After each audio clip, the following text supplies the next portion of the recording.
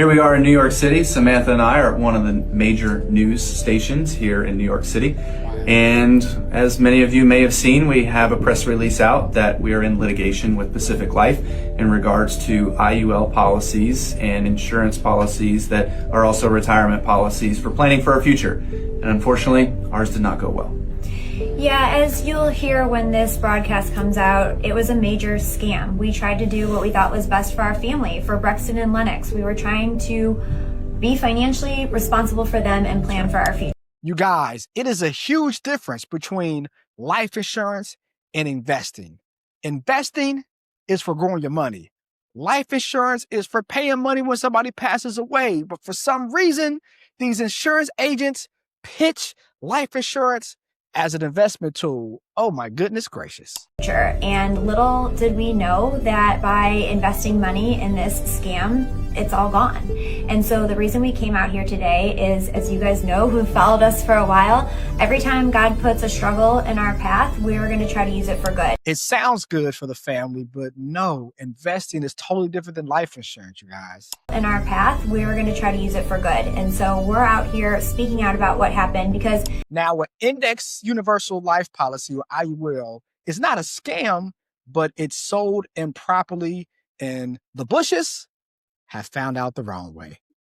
This just isn't happening to athletes and celebrities. Right. This is happening to teachers, police officers, veterans. This is happening to widows. These are people who are 70 years old. They have nothing else to fall back on. These are people who are, they've worked hard, they've made a small business, they are ready to retire, and they buy into these scams and they lose absolutely everything. And so, Kyle and I will use this platform to try to do all the good that we can. And so we're going to keep fighting Pacific Life, and we're going to show the world that this was a huge and utter scam. That's right. So tune in for further updates as we come along further in the case. So what happened? So they put in $10 million in these policies. With that $10 million, they thought, hey, we can overfund the policy, we can borrow against it, and money's going to grow like the stock market. Stop the cap. But that was wrong. Over a 10-year time period, a IUL on average makes 3.5% a year. Over the past 10 years, the S&P 500 has made 11%. If I got $100,000, would I rather make $11,000 or $3,500? And when I borrow against something, guess what?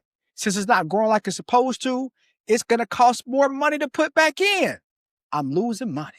Life insurance should be used as a replacement of income. It pays your estate taxes if you die. But if you have less than $30 million, you have the estate tax exclusion. It doesn't matter. So you don't got to sell things to pay the IRS.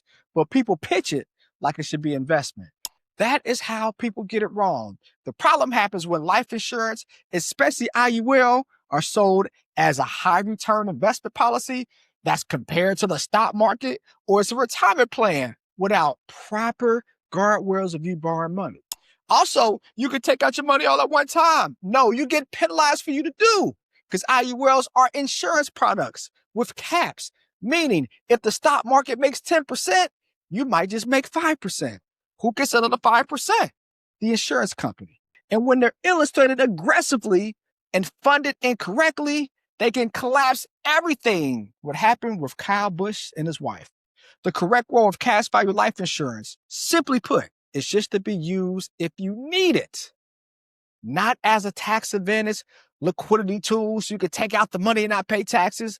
Not as a buffer against the growth of a S&P 500 index fund, and especially not for a way for you to grow your estate. No, it's a supporting actor, but your investments are the star. You see, a certified financial planner like me, we barely use life insurance, and life insurance pays us more money premium-wise, but only for the high net worth families who use it as a death benefit replacement of income, not investments. So, lesson learned. Your heirs, they want the life insurance, get life insurance. But for you and living, invest your money properly. Whether that be through stocks, buying businesses, or doing real estate, because you can borrow against your real estate, you can borrow against your stock portfolio, and you can borrow against your business and not pay taxes. And historically, they make a lot more money each year than a life insurance policy.